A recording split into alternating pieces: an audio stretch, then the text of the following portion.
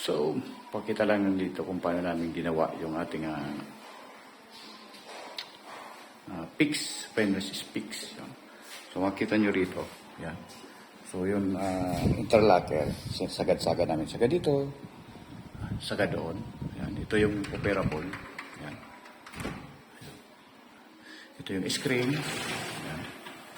Yan. Ito rin yung screen. So, yan. Ang ginawa namin dito, yan. Kita mo yung top bottom rail na inner side. Kinandumisa namin yan. Naka 45. Yan. Kabilaan.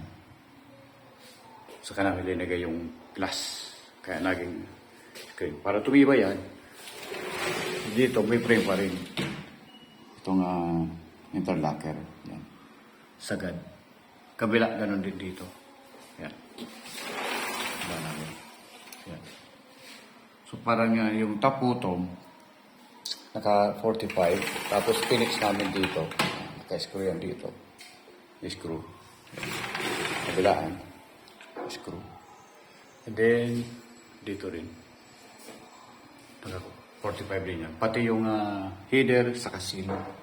Naka 45 din. Naka-align yan. So nag-framing kami 1x4.